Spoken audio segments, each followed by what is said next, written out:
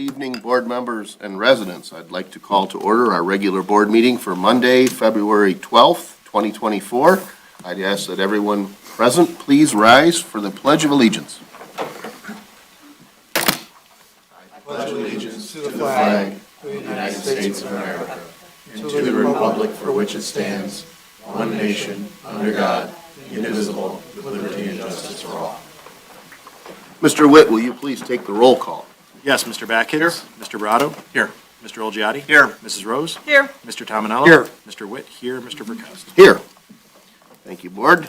Next on our agenda is the approval of the consent agenda, including the approval of the regular board meeting minutes of January 22nd, 2024. And approval of the bills in the amount of $1,275,384.66. Unless there's any changes, I'd be looking for a motion to approve the consent agenda as presented. So moved. All right, is there support? Support. We got a motion by Mr. Badkins with support by Mrs. Rose. Discussion on the consent agenda?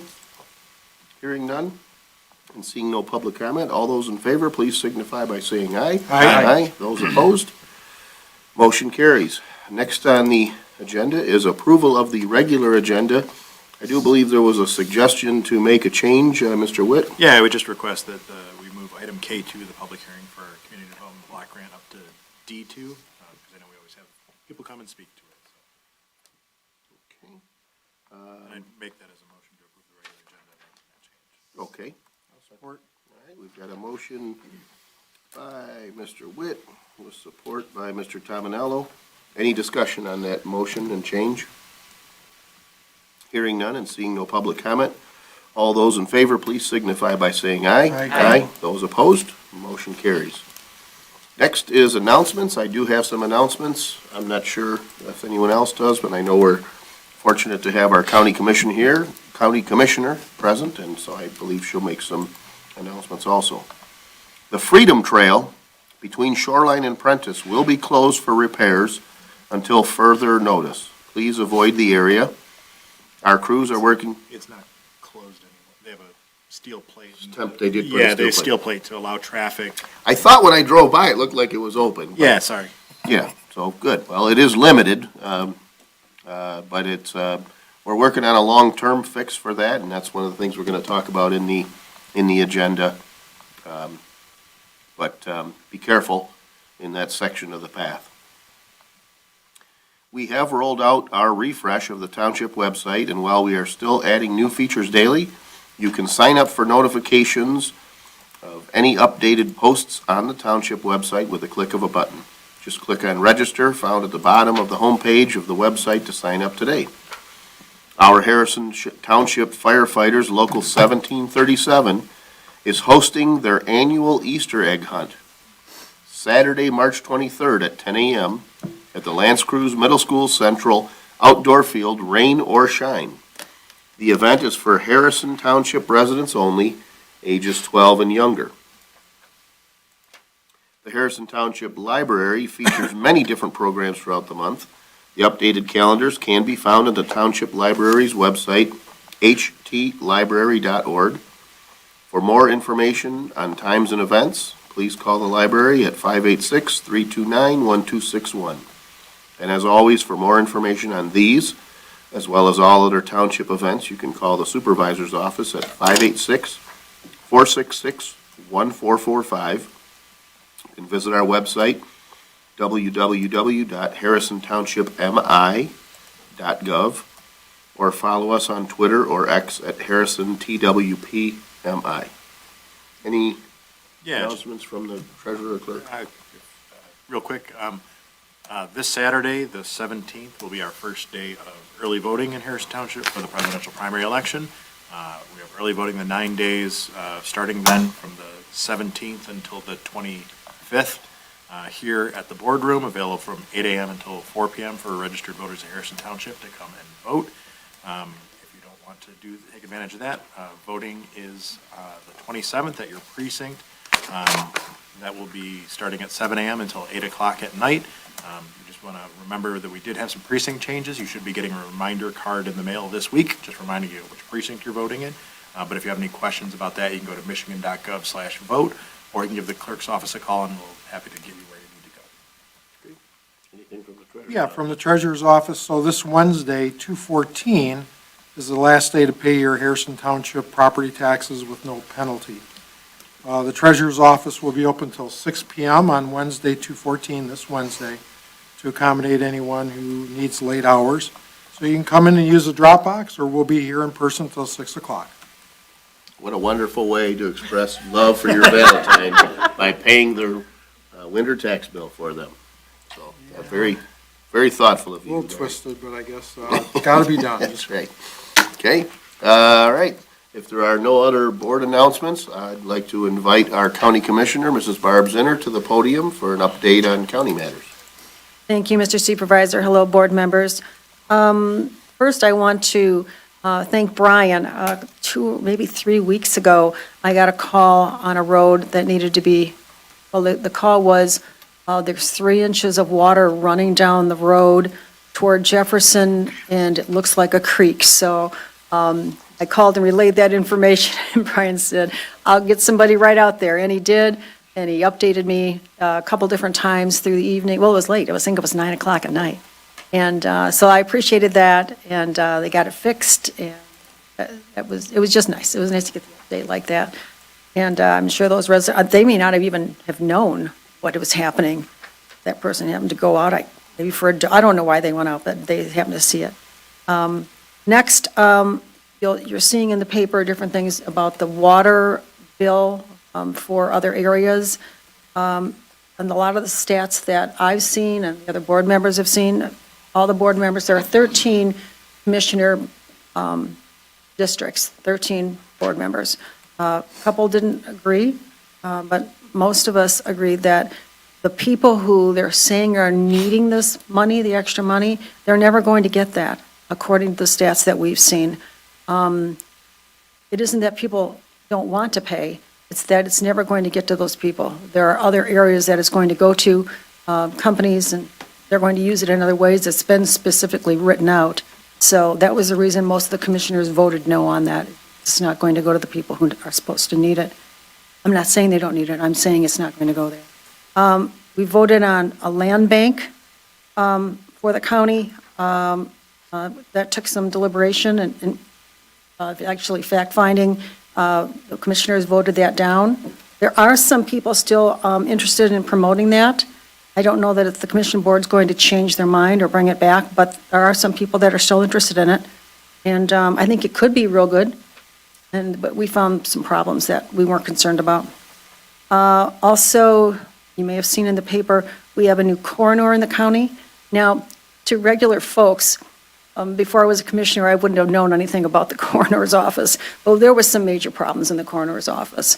And we're really glad that we have this doctor who worked in there, but wasn't the problem at all. And that area's been cleaned out, refreshed, renewed. And Dr. P, she has an, I don't know how to pronounce her name. And she just smiles, there's 4 syllables in it. It doesn't seem like it should be that hard to pronounce, but if you're not used to an Italian name. Anyway, she answered quite a few questions for us. She explained her job, and she just wants to, she's in there now. But at that time, when there was a changeover and the previous coroner left, the decision was made to have no one in there. And so Oakland County was helping us with any situations that we had and are still at this time while we restaff. And she just wants to get back to work. She's been doing this. She's a professional. She knows a lot. She's really a very interesting person to listen to. She's just a great doctor in her field. And again, I know the supervisor says this, when you mention that, the library, if anyone, when you're cleaning out closets or you're helping someone do their closets or rooms, yarn, crochet, anything for crocheting, any kind of craft, a group of ladies gets together on Tuesday mornings and they could use whatever you don't want. They are very crafty. I think that's all that Okay, thank you very much. All right, we'll move on to item D1 regarding Special Assessment District. It's on page 45 if you're following in the board packet. Yes, in order for us to issue bonds to finance the cost of the Cloverleaf and North Blum Special Assessment District paving, the board must adopt this resolution, which is attached and prepared by our bond counsel, John Axe from Clark Hill. This resolution is similar to the ones that we've adopted in the past, but it allows us to do the work in advance of the project and reimburse ourselves, as well as allows us to work with our finance advisor, as we go through this to secure the best financing for the project. I would recommend the board adopt the resolution of intent. I'll make that motion. Support. All right, we've got a motion by Mr. Tominello, a support by Mr. Brado to adopt the bond resolution for the Cloverleaf Street and North Blum Drive SAD. Any discussion on the motion? Hearing none and seeing no public comment, Mr. Witt, will you please take the roll call? Mr. Tominello? Yes. Mr. Brado? Yes. Mr. Backens? Yes. Mr. Olgiati? Yes. Mrs. Rose? Yes. Mr. Witt? Yes. Mr. Verkust? Yes. Thank you, Board, Thanks, John. and thank you, Mr. Axe, for being here, just in case there were questions. Thanks. Okay, next on our agenda is item D2 regarding CDBG funds. For those following along, that was originally on page 138 in our board packet. Yes, so the Community Development Block Grant, or CDBG, public hearing tonight is to obtain the views of citizens concerning the Community Development Block Grant housing needs as required by the Housing and Community Development Act of 1974. As we've discussed in the past, we have, they've changed the way we do this every couple of years, but they sort of settled into a rhythm here where they give us our public services amount, which is $17,750, and then allow us to apply for up to 250,000 bricks and mortar projects through a competitive grant process. So first, we would have our public hearing, and then after that, the board would approve an allocation amount for us to be able to apply for those funds. At this point, we would just open the public hearing. All right, any discussion on the agenda item, or is there a motion to open the public hearing at 7:14? So moved. Support. Okay. We've got a motion by Mr. Olgiati with support by Mrs. Rose to open the public hearing. Any discussion on the motion to open the hearing? Hearing none and seeing no public comment, Mr. Witt, will you? We'll get to This is the hearing. motion to open. Yep. So, yep, so once we open, you can comment and say, don't open or open, but anytime we take action, we always open the floor before we vote. But I get that. Oh, you were on, that's good. Okay, any discussion on opening the public hearing? Hearing none and seeing no public comment, Mr. Witt, will you please take the roll call? Mr. Olgiati? Yes. Mrs. Rose? Yes. Mr. Backens? Yes. Mr. Brado? Yes. Mr. Tominello? Yes. Mr. Witt? Yes. Mr. Verkust? Yes. Okay, so at this time, the public hearing regarding community development block grant funding is open, so anybody present who wishes to speak or address the board in that regard is welcome to come forward. Sure. Yep.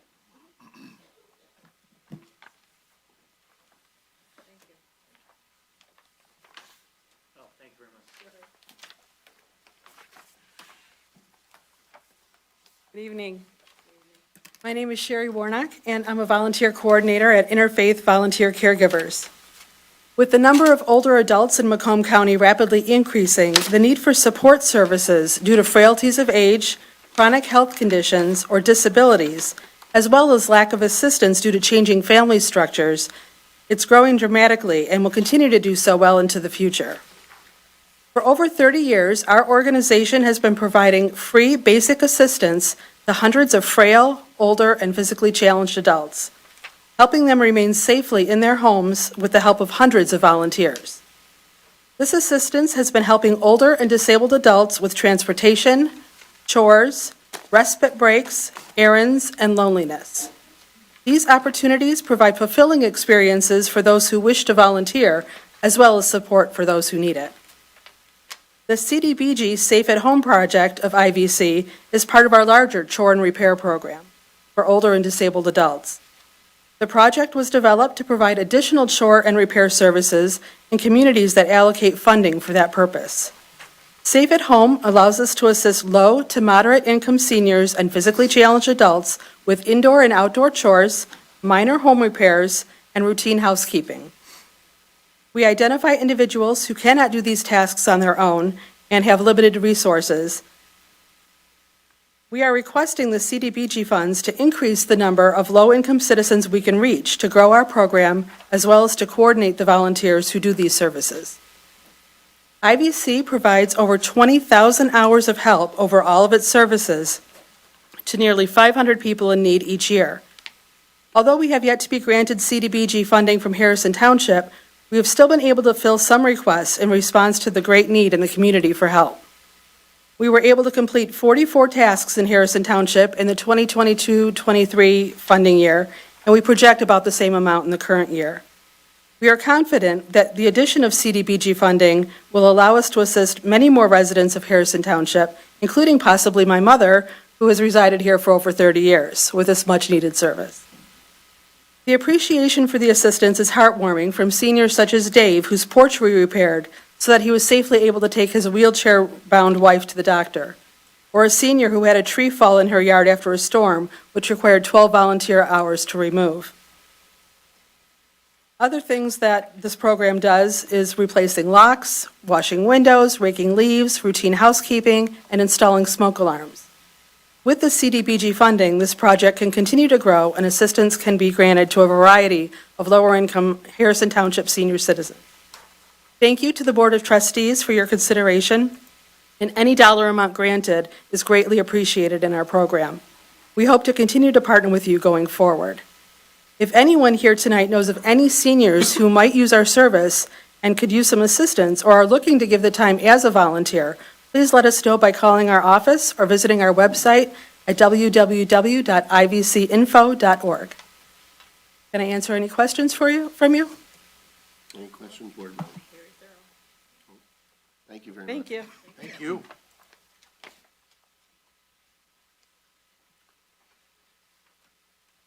Is anyone else present who wishes to speak regarding the CDBG program? Any other public comment regarding the Community Development Block Grant Program? Hearing none, I'd be looking for a motion to close the public hearing at 7:19. So moved. Barry Tominello. Is there support? Support. Support by Brian Badkins.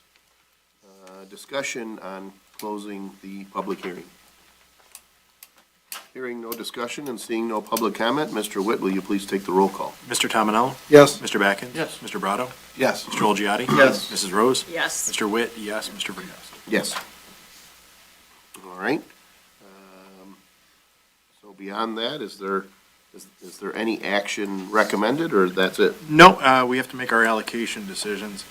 So as we've discussed in the past, we get two allocations, one for our public services. That's what the nonprofits that apply to us are asking for. But we only get $17,500 of that. And normally we allocate that money towards our dial-a-ride. So any amount of money that we do not allocate towards dial-a-ride but have to come from the township general fund to supplement it. So the amount that we've been requested in total is $9,420 across 4 different nonprofits. But anything that we take has to be made up for from general fund to fund for the bus. So sometimes it feels like at that point we're making a donation from the general fund because we're taking money from one to the other. So as good of organizations they are, I would recommend that we make the allocation of the $17,500 of our public service dollars to our dial-a-ride service, which also services a lot of the same clientele that a lot of these groups are looking to serve as well. The second part of it is our bricks and mortar grant project. I'm requesting, if in the board packet there, We have a rough engineer's estimate for us to do a sewer lining project on Marillac, Homeview, and Edmond Street. Those are three streets that run off of Ballard near the Tucker Senior Center.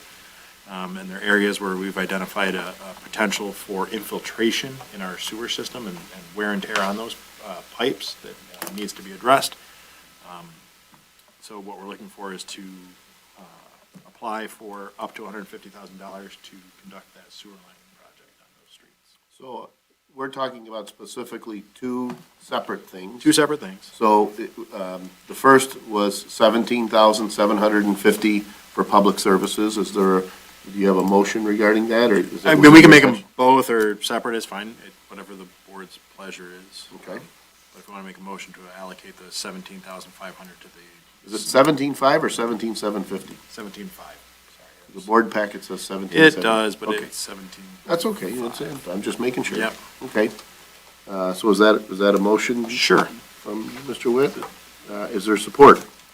Support. Support by Mr. Brado. Discussion on the motion. I will just echo Mr. Witt's comments. It's very difficult.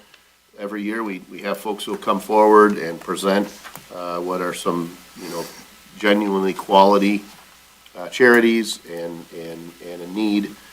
It's been a past practice of this board to recognize that we as a township and through our relationship with SMART already provide services for many of the same individuals who may be homebound, otherwise limited, in the form of our shuttle program. And the funding we get from SMART doesn't cover the cost to provide our senior shuttle program. There are municipalities in the Metro Detroit area that charge for that senior shuttle. We've been able to provide our senior shuttle at no cost to the rider, but it does come at a cost greater than the funds we get from SMART. So it is a fundamental belief of this board that if we, in essence, take some of the existing revenue from various resources that we already put toward this, when we don't allocate the full $17,000 or $17,500, we're in essence dipping into tax dollars to fund charities. And so we feel like the first step is a charity there, or a service that kind of looks like a charity that we're responsible for. So we have historically allocated the entire program amount, grant program amount, to our senior shuttle program.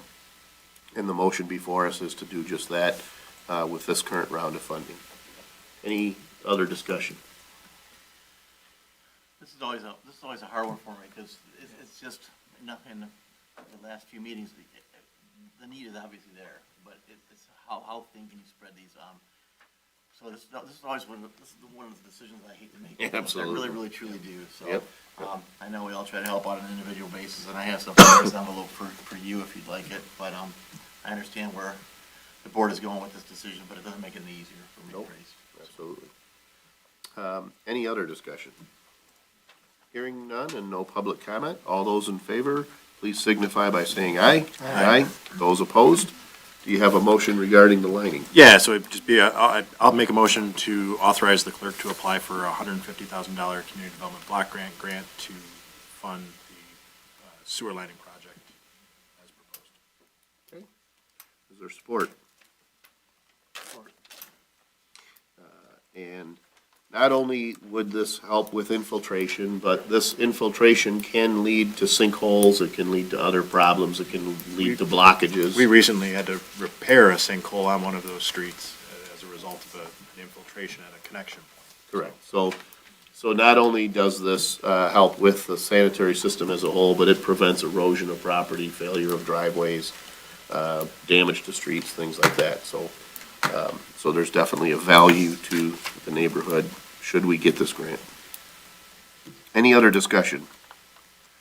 Hearing none and seeing no public comment, all those in favor, please signify by saying aye. Aye. Those opposed, motion carries. Thank you, board, and thank you for coming out to tell us about interfaith caregivers.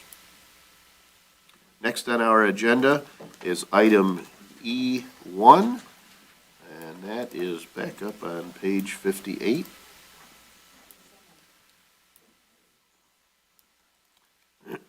Board members Diane Reamer, William Peterson, Jody Switalski, and Jeff Papsdorf currently serve on our Board of Review, and they have expressed an interest to be reappointed for a 2-year term, which would expire February 13th, 2026.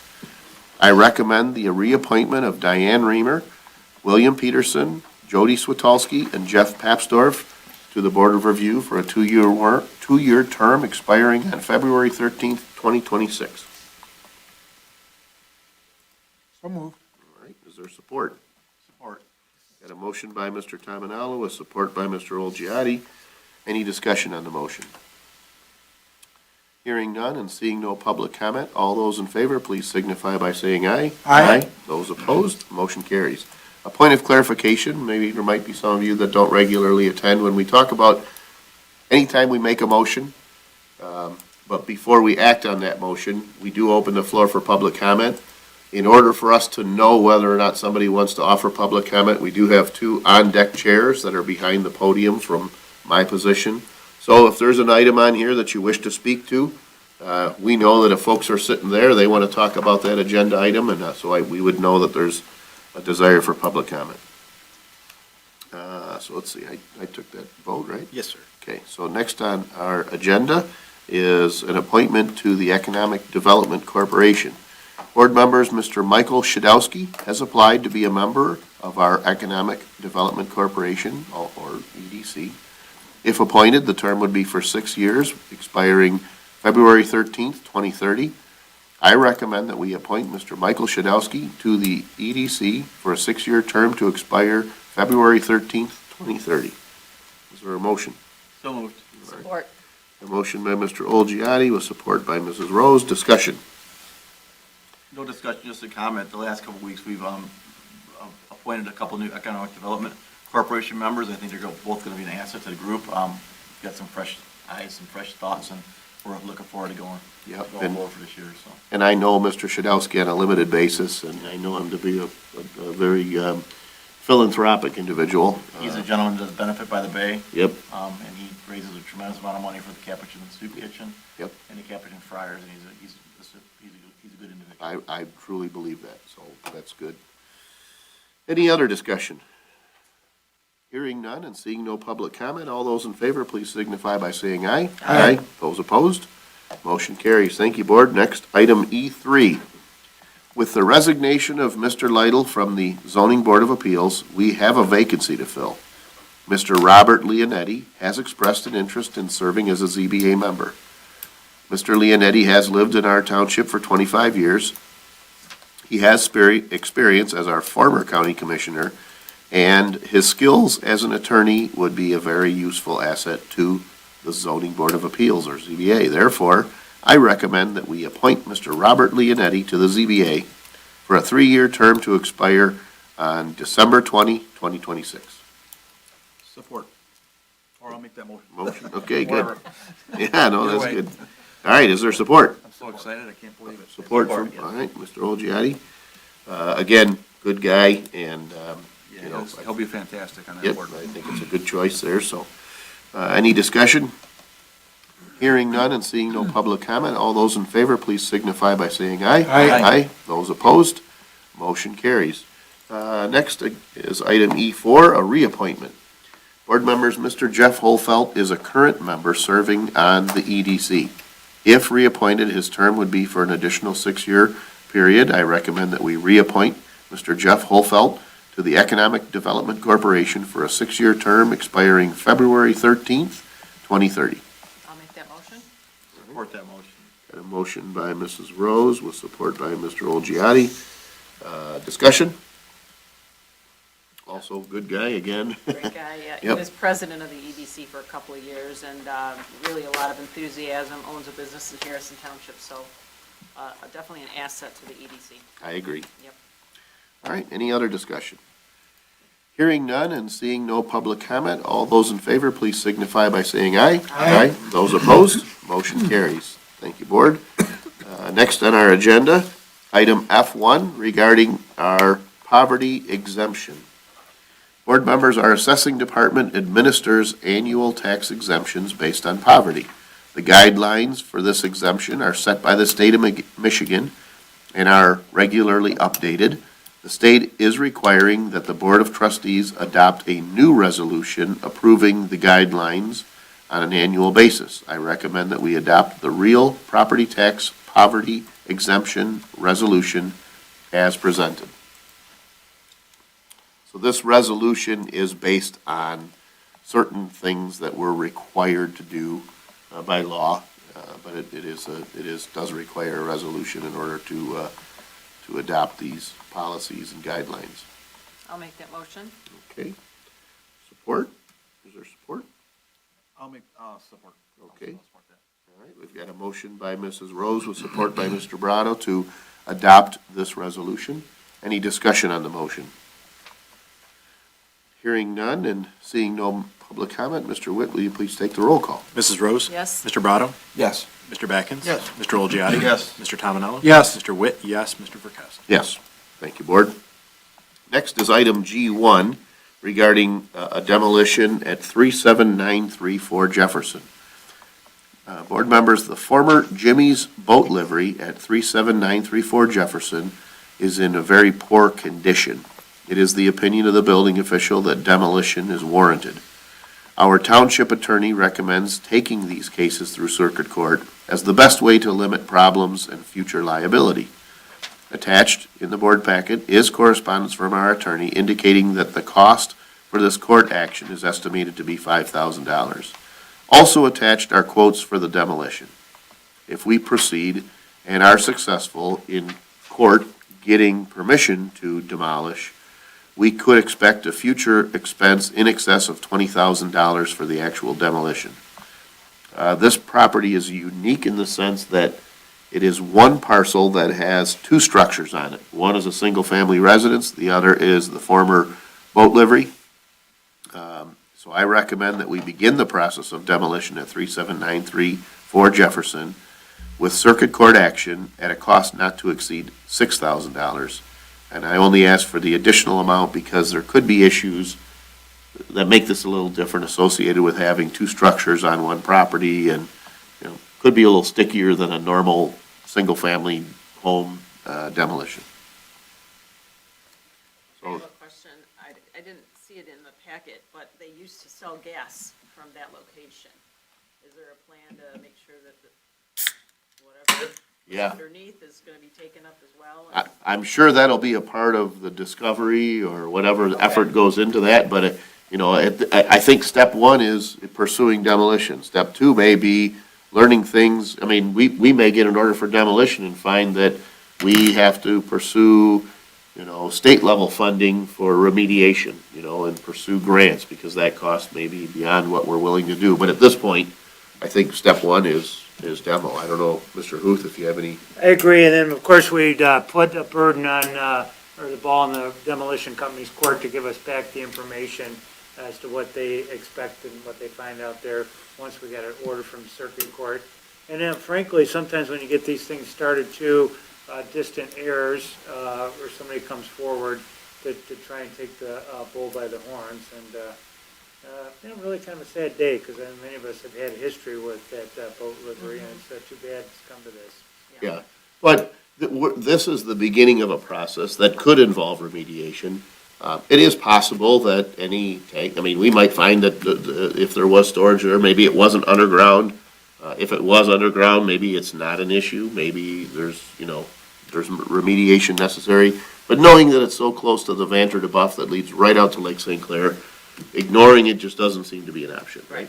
So, but, who knows? That's why I say this property is a little bit different.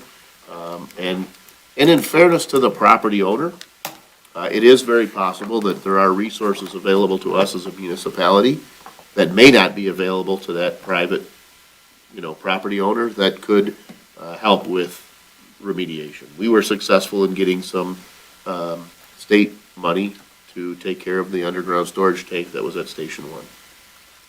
So, any other, wait a minute. So, Yeah, we do not have a motion. I looked at the wrong one. So any other discussion, or is there a motion? Keep in mind, this is initially, right now, just to begin the legal process to see if a court would support our efforts to clean up the property. Yeah, I'll make that motion, and approve legal costs for demolition of 37,934 Jefferson, Okay, at a cost not to exceed $6,000. $6,000. I'll support that. All right. A motion by Mr. Tominella with support by Mr. Votto. We had some discussion. Is there further discussion, Board? Sorry, one more question. Is Sure. anybody in that home? Yes. Oh, they're in It's there? not the home that's being, I understand, I was just Yeah. curious. Yeah, so we've pursued,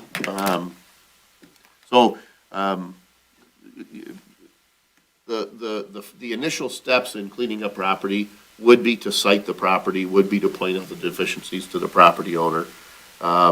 It would be, it may be fair to say, based on secondhand knowledge, that it may be their opinion that the structure doesn't need to be demolished. And so if we find ourselves saying, listen, we've pointed out these significant structural deficiencies, are you willing to address them, correct them, pursue what it might take to make the building structurally sound? And their indication so far has been no.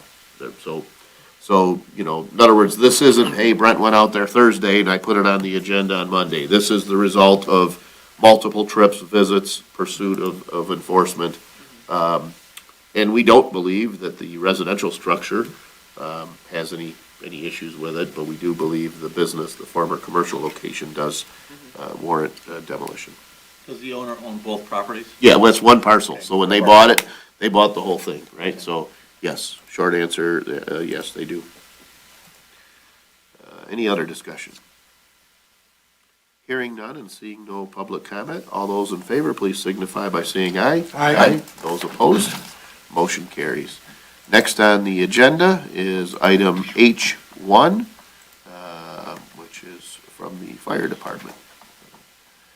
Board members, the fire department is seeking approval to hire a new probationary firefighter as a result of the retirement of Battalion Chief Lorkowski. The candidate, Benjamin Moss, has over 2 years of experience with the Armada Township Fire Department, where he's currently a part-time firefighter and paramedic. He has passed both the Harrison Township Fire Department oral board and chief's interview. He was given a contingent offer of employment January 25th of this year, pending approval from the Board of Trustees, as well as a psychological evaluation, a background investigation, and a physical examination. With board approval and assuming that the candidate satisfies the other's requirements, this would put the fire department at 27 firefighters and fire suppression, making us fully staffed. I recommend that we approve the hire of probationary firefighter Benjamin Moss, subject to a 1-year probationary period. make a motion to approve the hire of probationary firefighter Benjamin Moss, subject to the 1-year probationary period. Is there support? Support. Got a motion by Mr. Witt with support by Mr. Olgiati. Any discussion? Don't speed through Armada, because we keep hiring people from there, and they might get a, Yeah, get a that's right, plates, yeah. get a water and sewer guy, a couple Or if you do get firefighters. pulled over, don't say you're from Harrison Yeah. Township. Yeah. All right, any other discussion? Hearing none and seeing no public comment, all those in favor, please signify by saying aye. Aye. Those opposed? Motion carries. Thank you, Board. Next item, I-1 from our Planning and Zoning Department. Board members, our Planning Commission received and heard a request for conditional rezoning of the property at 34535 Jefferson, property number 17-11-36-404-25, from GC or General Commercial to RM2 in order to build multi-family residential not to exceed 4 total units on the property. The Planning Commission recommended the approval of this request at their December 21st, 2023 meeting. The application and minutes of their meetings are attached. Based on the recommendation of our Planning Commission, I recommend that we approve the conditional rezoning of the property at 34535 Jefferson, property number 17-11-36-404-025 from GC General Commercial to RM2 in order to build multi-family residential not to exceed 4 total units on the property per the proposed agreement. Again, this is conditional rezoning, so the rezoning is dependent on the proposed agreement included in the board packet. Should the property owner choose to deviate from that agreement, the zoning would revert back to general commercial. I'll make that motion. All right. Is there support? Support. We've got a motion by Mr. Badkins with support by Mr. Tominello. Any discussion on the motion? It's a better fit for, having lived on Trombley for a number of years, it's a better fit for the neighborhood. It fits with some of the properties that are adjoining it to have multifamily there. It's better than a commercial business. So. And it's been zoned commercial And it's for been- many years. Yeah, and it's been and vacant. nobody's- The market didn't fill it. So. Right. The market doesn't seem to want to see it as a commercial use, so I agree with that. Any other discussion, questions? Yeah, only other thing I was gonna say is based on this proposal, even if these are cloned and are built throughout the entire property, it's gonna be at a lot lower density than the original proposal that came in front of us for multifamily. So that's a good thing. It'll be less, Less density. exactly. Any other discussion? Hearing none, we'll open up the floor for public comment before we act on the motion. So if somebody wishes to speak. Evening, Board. Thank you for allowing me here tonight. I am Nick Del Greco, the owner of the property, and I believe, I'm going to apologize. I'm fairly new to the rezoning process. I believe you guys understand what I'm trying to do. So not to take up a lot of time, I just want to say thank you, and I look forward to, for me, putting a significant investment in your community. Thank you. Is there any other public comment? Seeing no other public comment, we'll close the floor for public comment, move back to board comment. Any further board comment? Hearing none, we have a motion by Mr. Badkins with support by Mr. Tominello to approve this conditional rezoning at 34535. Roll call. Yes. It does recall? The rezoning. Yeah. Okay, good. Mr. Backens? Yes. Mr. Tominello? Yes. Mr. Brado? Yes. Mr. Olgiati? Yes. Mrs. Rose? Yes. Mr. Witt? Yes. Mr. Verkest? Yes. All right. Next on the agenda is J1, which is on 115, so we're down a few pages.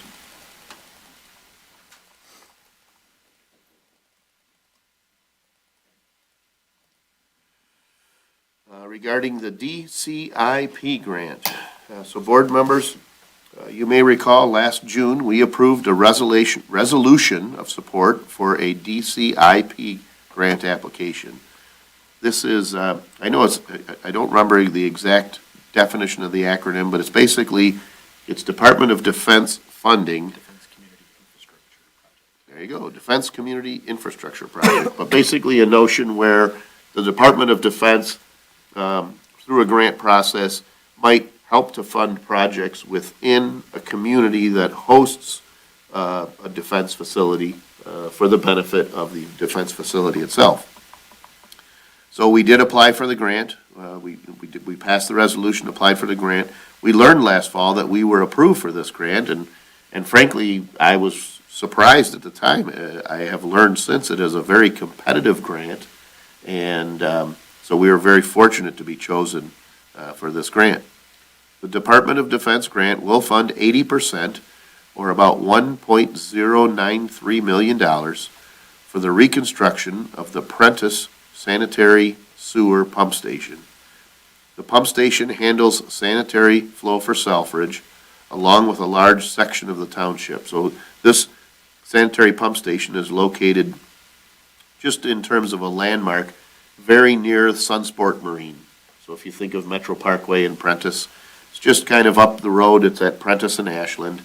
And so when you think of it geographically, if you think of that area, it handles sanitary flow east of there. So if we think of like going toward the Huron Point subdivision, and north of there, going, toward as far as Bumpers and picking up Selfridge.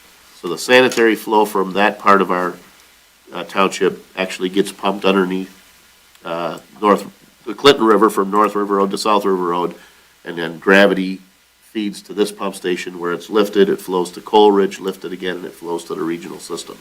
So the pump station is critical to the operation of Selfridge, but the reality is rebuilding it also comes as a benefit to the residents that are also served by the pump. After the grant was awarded, we learned that we had to modify the cost breakdown in order to conform to federal legislation. No small part of that, just to kind of detour again, is there's an act called BABA, or Build America, Buy America. In essence, the federal government said if we're going to give out these grant dollars, we don't want you to use that to buy, for example, foreign steel or, and so good news, bad news, I think that's a great idea. I like to see us spending money. The part that's a little more challenging is the pump systems that we've kind of standardized throughout our sanitary lift stations are flight pumps. Very popular, very common pump, but their country of origin is Sweden. And so this grant says, well, you really can't have Swedish pumps. There was some discussion that BABA might be altered to say that it could be spent on U.S. suppliers or suppliers from nations where we have a defense relationship. So in other words, for example, we sell military equipment to Sweden. So we obviously have a relationship with them. We don't necessarily see them as opponents. But currently, that modification to the act has not occurred, so we do have to use U.S. supplied pumps. Not that there's a problem with that, but the idea was to standardize all of our stations so that parts would be interchangeable. The controls on one station wouldn't look different than another station. So we did have to alter our cost breakdown. So the revised cost breakdown is attached and included in the board packet. All of these figures are estimates. Obviously, the actual cost of the project will be based on the awarded bid. And right now, as it stands, we're still asking for the grant covers 1.093 million. The match, as the current breakdown is at 20%, is $273,325. The point, though, being that I felt it important that the board, clearly we want to move forward with this, but I felt it was necessary to have board action to accept this and to allocate those matching dollars. So the request is that we accept the DCIP grant for the Prentice Sanitary Sewer Pump Station reconstruction and approve the expenditure of the 20% match. We did dip into our contingency, so I'm asking for a match not to exceed $320,000.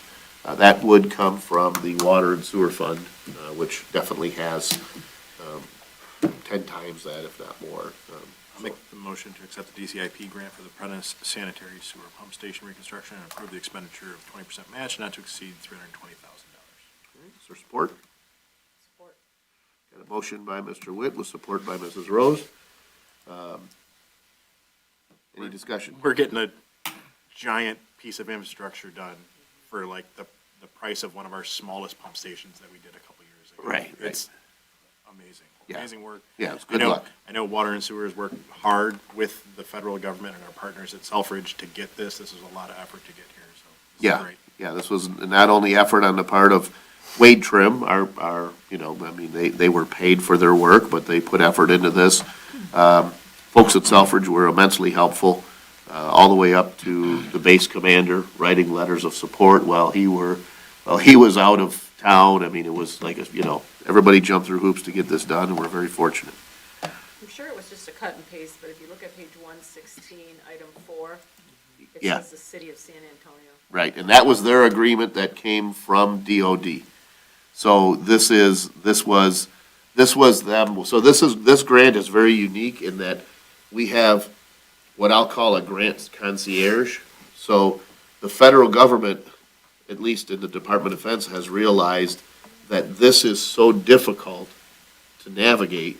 They actually assign someone to us, like I say, like a concierge, like to navigate. So that document actually came from them. Oh, okay. So I'm assuming they cut and paste from something previous, but it was the document that they sent us and that we agreed to. Okay. Any other discussion? I'm just trying to figure out this, this breakdown. So the 320 includes an additional how much for, We anticipate, so if we take a look on page, so to answer that question, if I may, page 117, we have a contingency shown at 23,250. That's about 5%. We had originally, we typically include a contingency of about 10%. But in order to reallocate these funds to satisfy the additional costs associated with using probably Gorman-Rupp pumps at this point, but there's one other supplier that engineering is looking at. What they did is they said, well, we'll just lower our contingency and the project will still be the same. Well, okay, I get it, you don't have to change the grant. My instinct, though, is that in the event that we do go over, we've kind of limited our contingency. And this project, so I'll just say good and bad news. Typically, when we do federal projects, they're subject to the Davis-Bacon Act, which, as you might recall, is a prevailing wage act. So not only does that potentially lead to higher labor costs, but it typically also leads to higher administrative costs, because in order to do a Davis-Bacon project, you not only have to assure that everybody's paying the right wage, but then you actually have to pay a third party to go out and interview workers to find out what their hourly rate is and whether or not that satisfies prevailing wage. The folks from DOD came in and said, hey, this is not a Davis-Bacon project. So I said, well, that's great. They said, but you have to follow whatever your state decides. And we all remember that there was a mad rush at the state legislature last fall to close session, hit sine die, start 91 days. So bottom line, tomorrow, it's a prevailing wage project. So my concern was that I basically, 273 is our match. I bumped it up to 320 because between prevailing wage and the fact that we ate up some of our contingency on more expensive pumps, I'm just trying to avoid having to come back to this board in the event that there's some sort of a change. so who's managing this whole install? So the project is really overseen by DOD from a reporting standpoint, but Wade Trim is our internal person, or firm, if you will, that handles, in other words, we still have to report, but they generate that documentation. And their cost is included in this? Included, yep. So, Under the project management? And the design? I think the initial cost, the Was that design approved work back was, in June? no, June was, I want to Just say, go after the grant. yeah, June was to go after the grant, but the engineering was approved. We talked about, I feel like we talked about Prentice and Venetian at the same time, probably 2021. I can look it up in the minutes, but I believe the decision to move forward with the engineering for this had already been done. Okay. We've already allocated. October of those- 21, we approved October of 21. both those So, two. so this project management design that we have to pay 72,000 to, who are we paying that to? That would be Wade Trim, and that is the project management would have been all there was. BABA required that we go back and do some minor re-engineering, design work, because it isn't as if I just unbolt a flight pump and bolt in a Gorman-Rupp pump.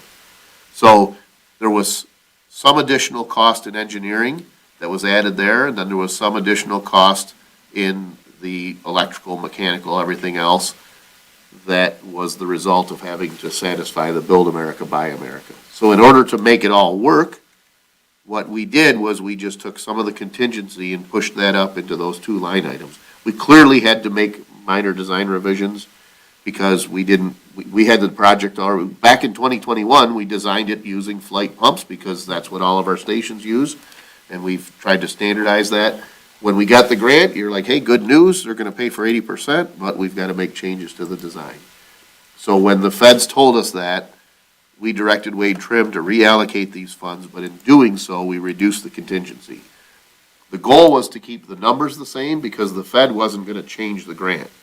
So they said, as long as you have 1.093 $3,273,000 in match, and it comes out to 1.366, we're done. If you want to change the grant, we got to go through a whole different process.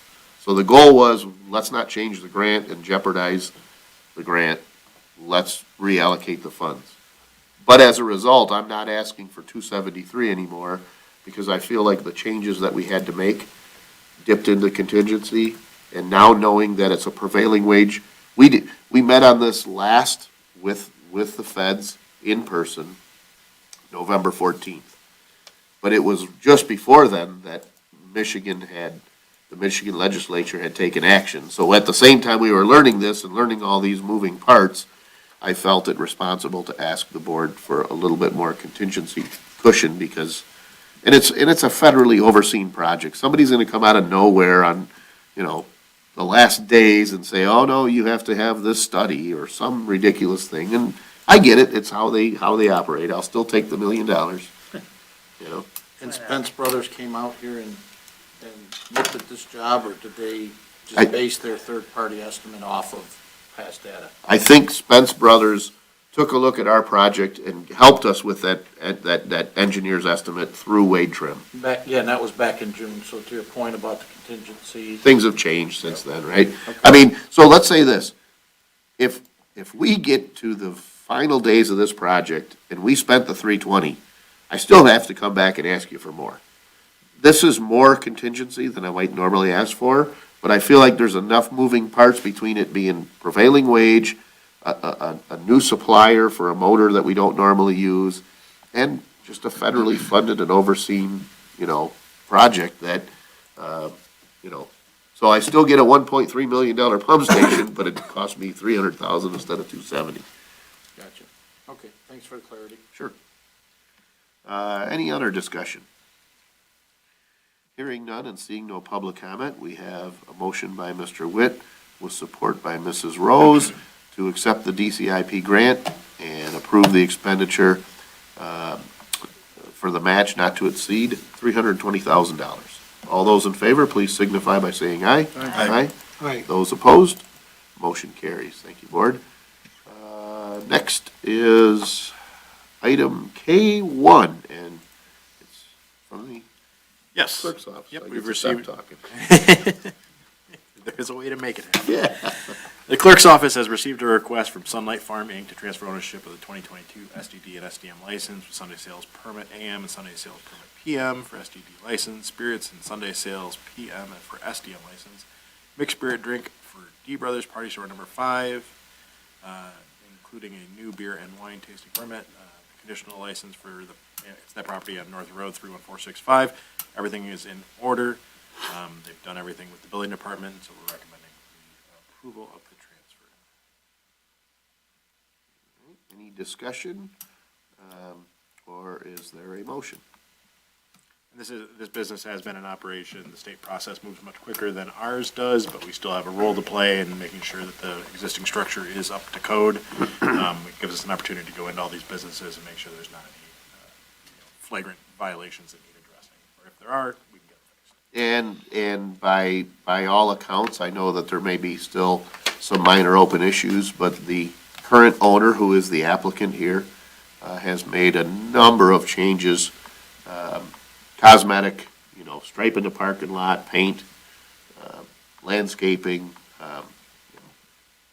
Hard to argue that he hasn't done substantial work in making the place better. And we've got a new franchise coming into that. Yeah, and went right down the street from there, yeah. That owner would be the landlord for that new franchise. Yep. So I'll make that motion to approve the request for the transfer as proposed. I'll support that. Motion by Mr. Witt with support by Mr. Brado. Any discussion on the motion? Hearing none and seeing no public comment, does that require roll call? No? All those in favor, please signify by saying aye. Aye. Those opposed, motion carries. Thank you, Board. Now we're jumping all the way down to page 245. So I can get started. Yep. This is a resolution to conduct early voting for all non-statewide and federal elections. So Proposal 2 of 2022 and Public Act 81 of 2023 created a requirement for local clerks to conduct early voting for all statewide and federal elections. but left it to the discretion of the local legislative bodies as to whether or not to conduct early voting for the non-statewide, non-federal elections. The clerk's office has made significant effort in communicating the new voting options to residents and feel that changing the rules each election will lead to voter confusion as well as increased difficulty in administering the election. It is therefore recommended that the board adopt the attached resolution to conduct early voting for all non-statewide and federal elections. This would go into effect for the upcoming May 7th special election. The nice thing about special elections, unless we are the ones throwing them, somebody else pays for them. So that would, most of the time, any cost that we incur for running these is offset. But again, it's to provide one simple set of rules for voting throughout the process, because when there's confusion in voting, it leads to questions, and this is predictability. So I'm recommending the board consider this resolution for adoption. I'll make that motion. Is there support? Support. Got a motion by Mr. Badkins with support by Mr. Brado. Any discussion on the motion to adopt the resolution? Mr. Witt, are we planning to send out again postcards every election to let them know that there's early voting? That is our intent, to continue to mail those postcards these at least this year, until Right. people sort of get it under their belt. Sure. Usually, if you're going to vote, a presidential election is the one to do it, so we'll have at least that information out. So maybe after 2024, we may no longer send out postcards. Yeah, right now, we're sending out postcards before each election that highlight the three ways that people can vote: early, absentee, or election day, so we want to make sure that people know what those options are. Would it be less expensive to do it on a billboard? I've seen it in some communities when I was driving down the road that they had on there about early voting. Yeah, Along 94 corridor possibly, just a thought. It's a possibility, but it's one of those things where who you catching, Right. because, we have a lot of people that might not go, east on 94, they go west on 94, and so I didn't feel like that was the best target for I just us. thought it was kind of unique that I saw Yeah. it on a billboard along F9 from Macomb Township, I believe it was, if I'm not mistaken. Yeah. About early voting. All right. Any other discussion? Hearing none and seeing no public comment, Mr. Whitley, please take the roll call. Mr. Batkins? Yes. Mr. Brado? Yes. Mr. Olgiati? Yes. Mrs. Rose? Yes. Mr. Tominello? Yes. Mr. Witt? Yes. Mr. Verkowski? Yes. Thank you, Board. Next on our agenda item L1 regarding duct cleaning. The air ducts at the township offices have not been cleaned for over 10 years. 3 quotes were requested for the cleaning of the air duct systems at our administration and engineering buildings. We received 2 proposals after the 3 contractors visited our buildings. The submitted proposals are attached. Safety King was the low bidder at $4,225. I recommend that we contract with Safety King to clean the air ducts in the township offices at a cost of $4,225. I'll make that motion. All right, is there Support. support? And a motion by Mrs. Rose with support by Mr. Tominello. Discussion, board members. Just 2 questions.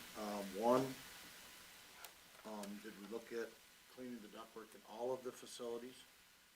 What's been the time on that? This might be the best time to get the best bang for the buck. If that's been handled already due to the cost of the other buildings, the senior center, this facility, fire stations, whatever. And the second thing is on their quote, they just said additional fees will apply to work completed after hours or on Sunday. Is this something they come in during the day and do, or is this usually something that they handle during the day?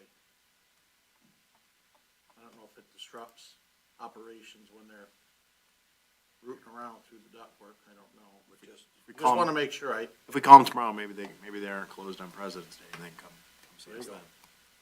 Yeah, so I don't know that, so I did not solicit these. Our building official did do that. I was trying to see where you said the not covered for, Just saying for $100 more if they charge you $100 to come in on a Sunday and you've only matched the quote, just. I guess I'm still not seeing that language, I'm sorry. It's right above the yellow highlighted, payment terms. Gotcha. So if that's not a non-issue, then. Yeah, so the best I could tell you at this point is, if there were to be a substantial cost and we couldn't arrange it for a holiday, then I suppose I'd have to come back to the board for that, right? And we've worked around, like, when we get carpets cleaned and that kind of stuff. Yeah, I figured you have, I just. Yeah. Overhead and all that stuff, might be something to wrestle with, I don't know, but. Yeah, so specific to, so this is, I suppose this was probably, the result of a few individuals, you know, and observations within the offices. So the short answer to, did we talk about this in the fire station and/or the senior center? The answer is no. Okay. This was a result of where the majority of our employees are located and some comments from, you know, enough employees that we felt like it was problematic. I hadn't heard about issues in the other buildings, but if that were to come up, I'm not opposed to offering that. This was probably, fair to say this is a reactionary work, right? Okay. Not necessarily a conscious decision to say we need to go building to building and do it regardless of whether there's a request or not. Okay, understood. Okay? Any other discussion? Hearing none and seeing no public comment, all those in favor, please signify by saying aye. Aye. Aye. Those opposed, motion carries. Thank you, Board. Next is item L2 regarding right-of-way. The Macomb County Department of Roads has secured federal grant funds for the reconstruction of the North River Road Bridge over Catfish Channel. This is the bridge that would be just east of Cruise Inn on North River Road. There are temporary and permanent easements required for this project. A temporary easement is for a temporary bridge. The permanent easement is for our sewer infrastructure. So the permanent easement is smaller in size. The temporary easement is much larger. Obviously, we're talking about taking up the majority of their property with a temporary bridge. Macomb County Department of Roads does have a right-of-way specialist, I'm looking for the words, a well-respected person who's been in that position for a long time. They negotiated the easement. They had come to a final agreement with the property owner of $130,000 for that temporary easement. It is above the calculated fair market value, but of course you have to remember when you're talking about an easement for a bridge, it's not like you can go to the next guy down the road and negotiate with him. So, you know, this does happen from time to time. The cost of the permanent easement is $15,000. The grant will not cover that easement cost for us. So, you know, good news, we're getting a new bridge. I think the permanent easement fair market value was somewhere around $5,225. And there are standards. You guys might remember, we went through this easement negotiation process when we had to deal with some fire hydrant locations along South River Road. And again, you know, not unique. Maybe the fair market value was one number, but the property owner wished to demand a slightly higher amount. So our cost would be $15,000 because it is a permanent easement for sanitary sewer assets. But we're also getting a new bridge that we're not participating in any other cost on. So I recommend that we approve the cost of the permanent easement at 32100 North River Road for sewer infrastructure in the amount of $15,000 with the funds coming from our water and sewer fund. I'll make that motion. Okay? Support. Got a motion by Mr. Badkins, support by Mr. Brado. Discussion. Hearing none and seeing no public comment, all those in favor, please signify by saying aye. Aye. Those opposed, motion carries. Thank you, Board. Next, Spillway Bridge.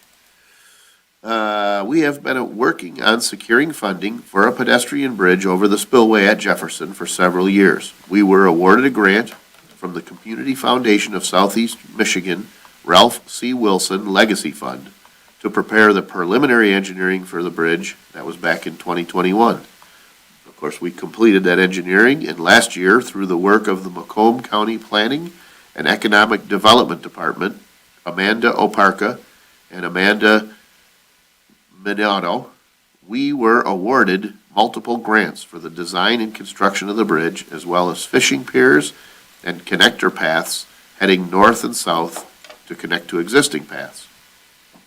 Attached in the board packet is the preliminary budget, which shows a total estimated project cost of $3.45 million. The bridge and the path work is estimated to be $2.28 million. The fishing piers are estimated to be $265,000. $565. The engineering for this is expected to come in at $645,000. And sidewalk conversion and administration costs are estimated at $254,900.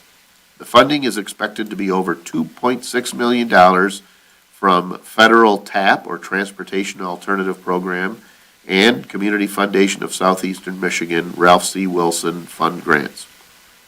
$300,000 is anticipated to come from Macomb County Department of Roads. And right now, the remaining balance of $508,269 for matching funds would come from Harrison Township. We are able to use captured funds from our DDA for this project. This is a project in the DDA. Our most recent audit showed a balance of $230,527 in the DDA fund. And that was as of the end of '22, including revenues for 2022 of $65,953. So in 2022, our DDA balance grew over almost 66,000. So if we grew 66,000 by the end of '23, it's not hard to imagine that we're going to end up about 300,000. We'll have final figures once our audit is complete. So I'm comfortable in saying our DDA fund is currently at 300,000. So I am requesting acceptance of these grant funds, make sure we move forward with the grant process, as well as approval to proceed and obligate the necessary funds to complete the project. I'm suggesting or recommending an obligation of $150,000 from the DDA fund, as well as up to $500,000 from the general fund to satisfy the matching funds requirements. And again, keep in mind that the bridge, I think the path work is estimated to begin in 2024.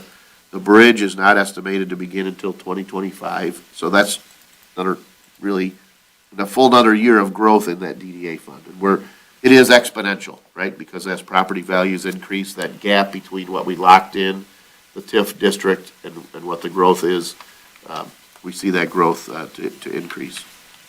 And again, right now, we're at 508. These grant funds and this budget was done last year.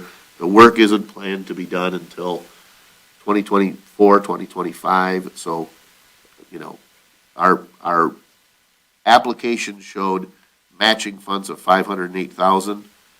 I'm asking for 650, recognizing that we're not spending this money for the next couple of years. If we see some radical changes in construction costs, we could have to come back and readdress this. But even at 650, we're talking about a $3.5 million bridge done for, 650 or less in our funds. Make a motion to accept the grants as proposed, with the money coming, $150,000 from the DDA and $500,000 from the general fund.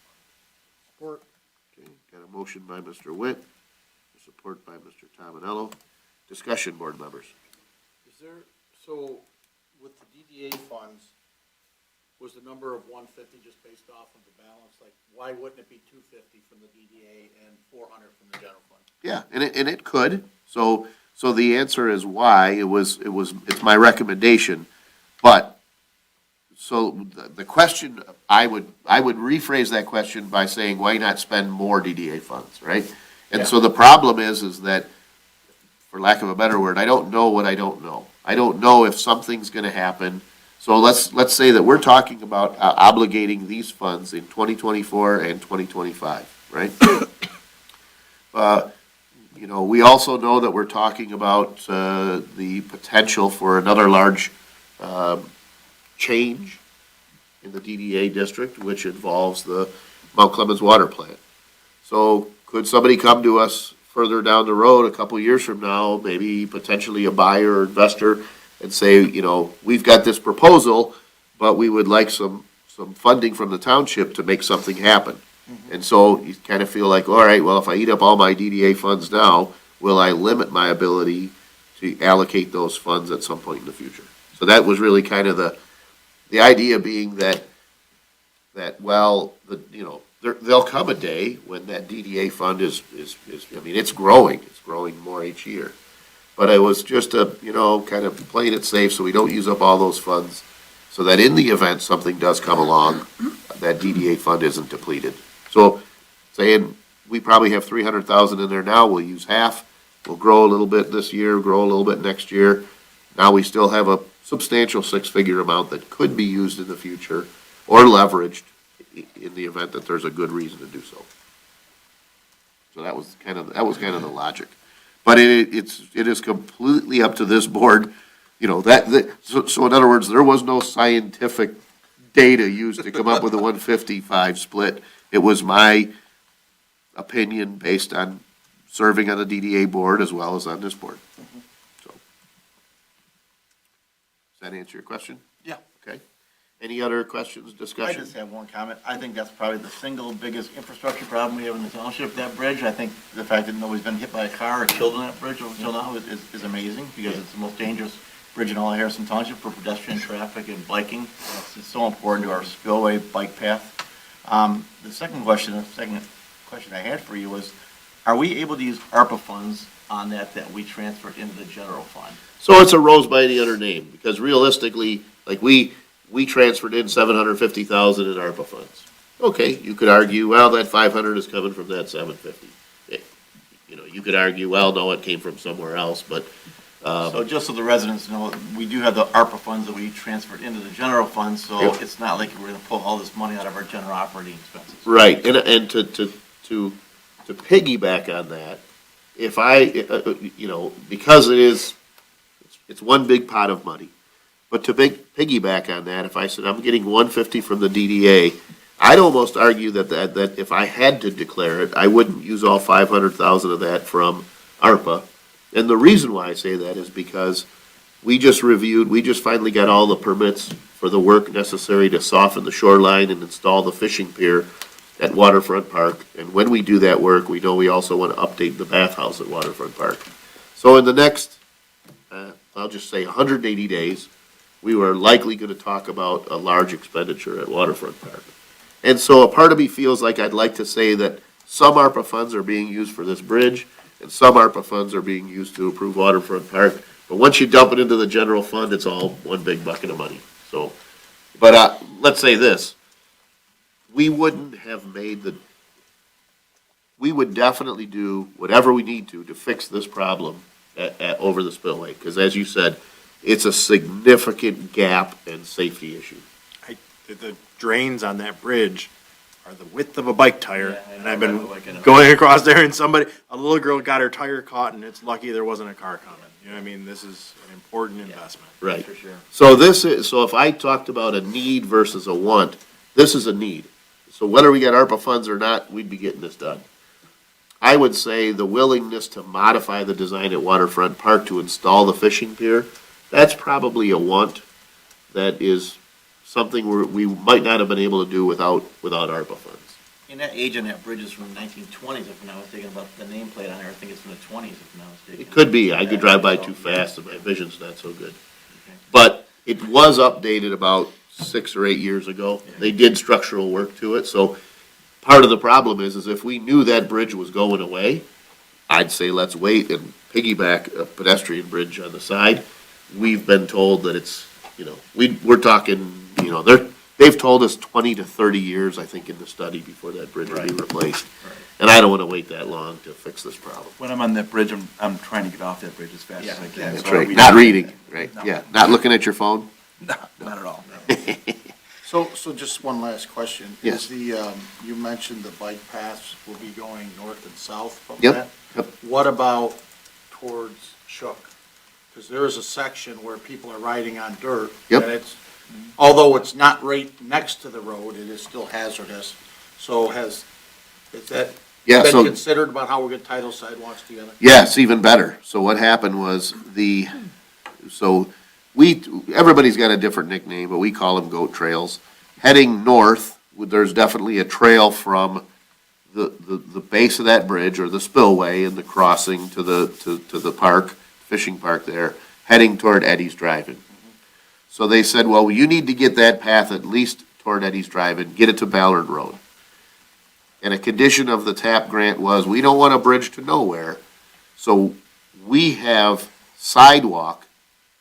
From the southern base of that bridge, there is a section that has no trail, but then at the condos or apartments that begin their multifamily development. From there, there's sidewalk all the way to Shook. Yep. And it's actually sidewalk to St. Christopher, and then it's 10-foot Path. multi-use path from St. Christopher further south. They said, we're not buying the sidewalk, so that sidewalk conversion, we've agreed, and the design, scope of design is gonna be a 10-foot path from the base of that bridge all the way to St. Christopher. So we're gonna take it to the sidewalks, and then we're gonna take the sidewalks and convert them to 10-foot paths with this scope. So it is, say the bridge, the paths, the whole scope of work is gonna be, it should be able to go from Ballard all the way to middle school south on a 10-foot path. All right? Thank you. Yep. Any other discussion? Hearing none. All those, we have a motion? I don't think, wasn't it, right? Yeah. So all those in favor, please signify by saying aye. Aye. Those opposed, motion carries. Next on the agenda, item L4, regarding a smart bus driver. Board members, our senior center is requesting approval to extend an offer of employment to Mr. Tom Seifert regarding pending the passage of the medical examination. Kind of just having a backstop with an additional senior shuttle bus driver. I'll make that motion. Okay? Is there support? Support. Go with Mr. Olgiati is fine. That's okay. So we've got a motion by Mr. Tominella with support by Mr. Olgiati. Any discussion on the motion? Hearing none and seeing no public comment, all those in favor, please signify by saying aye. Aye. Those opposed, motion carries. Thank you, board. And then we do have emergency repair to the bike path. It's interesting you said, because I drove by, we had a funeral, and I said, man, it looks like it's open. But, because it's still all the snow fence on there, and we talked about placing a plate last week when we talked about it, but I was at an MTA event Friday, so. But bottom line, still, needing a repair. We did, have a sinkhole recently formed on the Freedom Trail bike path between Prentice and Shoreline. We did close it off and secure it. There is a large drain that passes underneath the path, and so that corrugated metal pipe deteriorated, and there was some substantial erosion underneath the path. The culvert that we need is a larger diameter, so our staff, as of last Thursday, was looking to locate and purchase the necessary larger diameter pipe to install. We do believe that our field personnel are able to make the repair, but the total cost of materials, including stone, patch material, combined with the labor cost, would exceed the $5,000 spending limit that we have. So I recommend that we authorize up to $7,000 to repair the Freedom Trail bike path. So moved. Support. Motion by Mr. Badkins with support by Mrs. Rose. Discussion, board members? I know we call them a water and sewer department, but when they catch things like this and take care of things like this for us, they really do a lot of work for us. It's really Yeah. appreciated. The board, I know I do not do a good enough job reporting back to the board the various times when we work with our partners in other municipalities, when we share both ways to get things done, when our water and sewer field crew spend time solving drainage issues. My ask of them has been, if it's gonna take two guys a half a day and a piece of equipment, I could spend that much time arguing with a resident that it's not our responsibility if it's a county drain or a connection to a road drain. It's just easier to fix the problem if we can fix it in a short period of time. It's important to understand, when we do this work, we do track these costs, both labor and materials, and they are charged to the general fund. So the water and field personnel do the work, but we keep track, and that is allocated to general fund. So it's not a cost to our water and sewer customers. So, any discussion? Hearing none and seeing no public comment, all those in favor, please signify by saying aye. Aye. Those opposed, motion carries. So we do have a closed session this evening, and that's item N1, but as our typical practice, Prior to that, out of respect for anybody present who wishes to make any public comments, we will open up the floor for public comments. When we're finished with those public comments, we'll go into closed session. When we're done with closed session, we typically come out. If there's action, we take that action, and then we adjourn. So at this time, we will open up the floor for public comments. They can be about any subject that you wish. We ask that you try to limit those public comments to 5 minutes in length. But it can be about any subject you choose to talk about. So at this time, we'll open up the floor for public comment.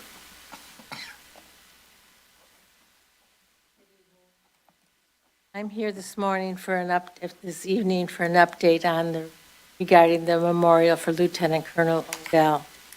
Has any plans been made at this time for his memorial? And are you considering any alternative place that you're thinking about? Do you think there's any possibility that we might be able to do this year? I would really like to see this done as soon as possible for the sake of his family. Thank you.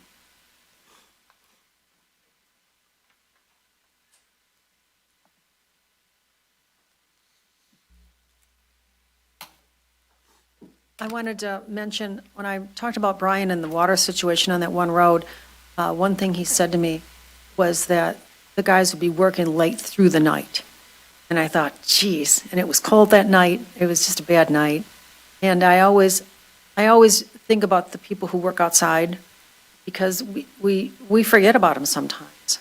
And I thought about them that night. And I thought, oh, gosh. I woke up in the middle of the night, I thought, I wonder if they're done. I hope they're home. But I thought, I don't know if they're home, because I knew that was going to be a big job. But I do appreciate all of our people who work outside and all the care they give to all of our citizens everywhere, the county, the cities, our townships. We really do appreciate them. And I don't know if they realize that people do think about them at different times. But I know other citizens do too, a lot of people. Thank you.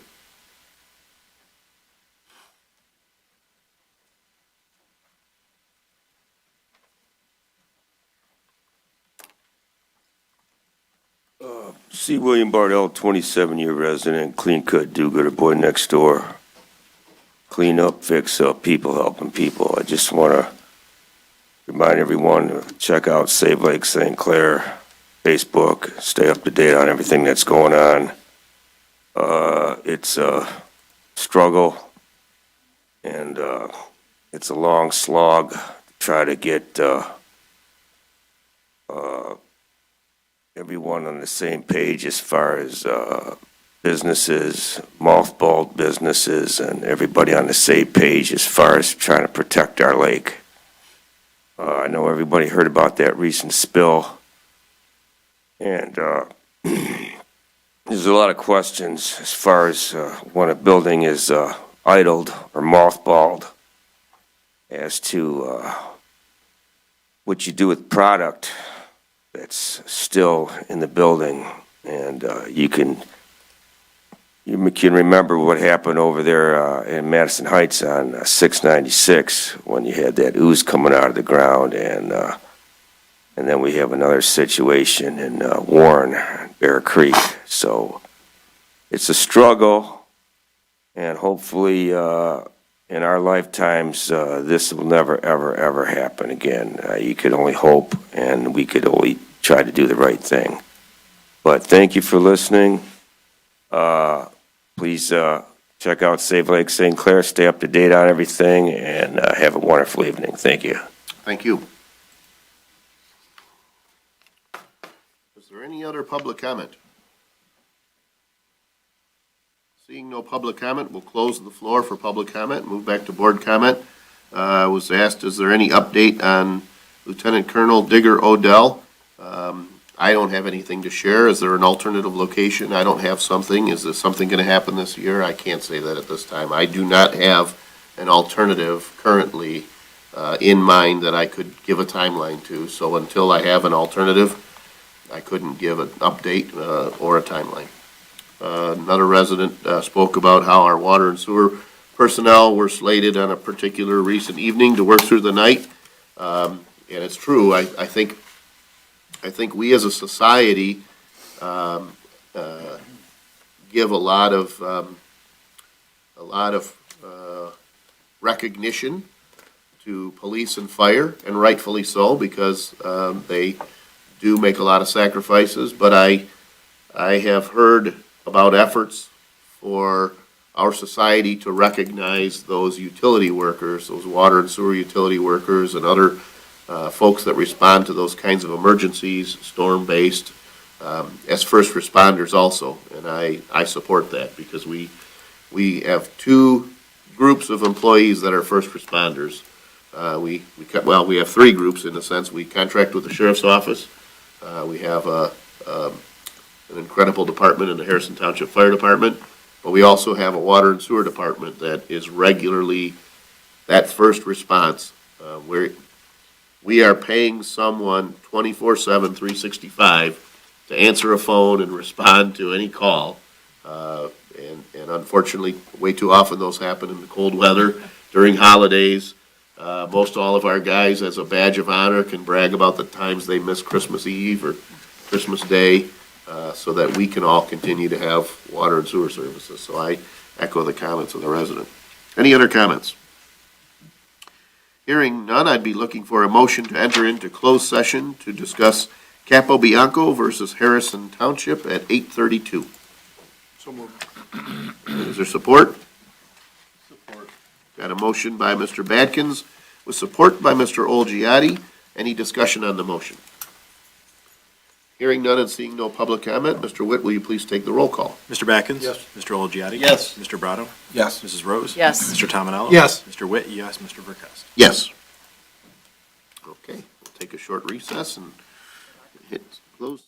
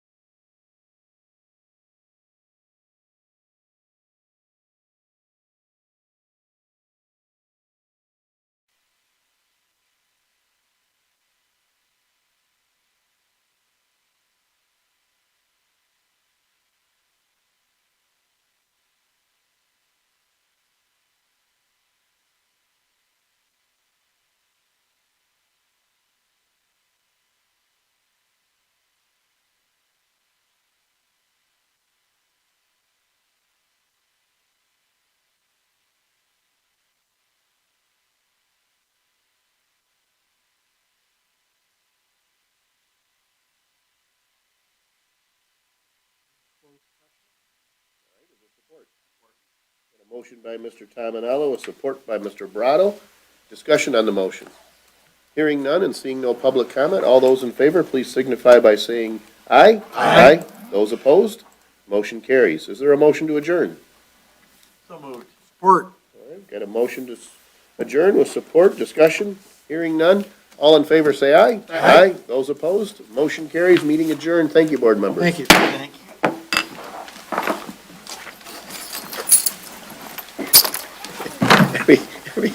Every time I.